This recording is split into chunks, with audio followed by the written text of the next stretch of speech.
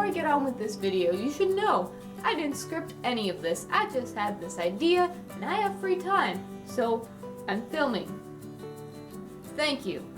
So Halloween was just yesterday, or for me, it's gonna be in like 2 days because I don't even know what day it is today. If you're like me, you're still trick-or-treating because hello, free candy. You might also be like me and have siblings who steal that candy because they're mean and they're your siblings. You work so hard to collect all this candy from strangers, and now your siblings are taking all this candy, and you know what? You don't like that. So you know what you're gonna do? You're gonna hide your candy. Of course by now your siblings know you pretty well, so they know exactly where you're hiding this candy, and they find it either way.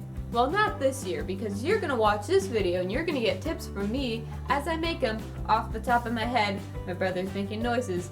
Siblings. Tip 1. Don't be obvious. We've all heard of the people that hide it in their sock drawers, or there's those people that literally just put it under something and think it's hidden. Your siblings aren't stupid. I mean, they might be a little stupid, but they're not that stupid. Tip number 2. Know your siblings and your surroundings. Now let's say your sibling's a toddler, or maybe a little bit older, like 3rd or 4th grade. Usually kids of that age are really short, so hide your candy in a high place. Vice versa, if your sibling's tall, sometimes hiding it behind something on the floor works really well too. Tip number 3, organize and split up. Now if you're like me, once you get your candy, you organize it out by the type or what kind it is, and then you have piles and piles amongst your floor.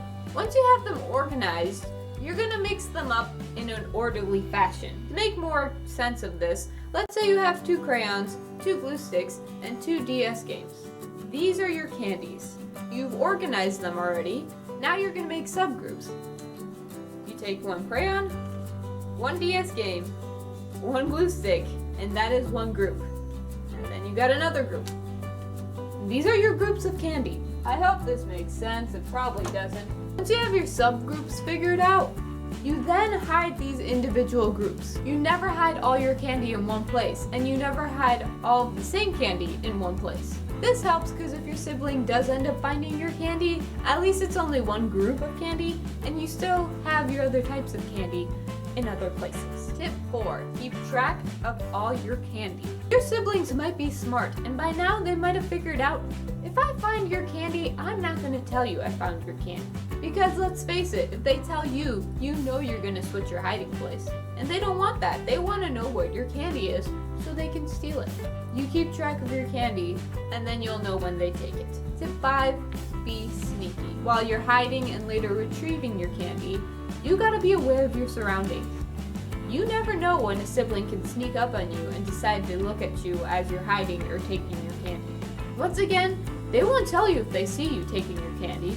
They'll keep it to themselves, and then when you're not home or you're not in the room, they're gonna sneak in and steal your candy. I know I probably left a ton of tips out, so why don't you guys comment your tips below and help each other out in hiding your candy. I have no idea where I'm hiding mine, but I do have a bookshelf, so maybe I'll hide it behind my bookshelf, or like behind the books on my bookshelf, or maybe I'll hide it under, I don't know.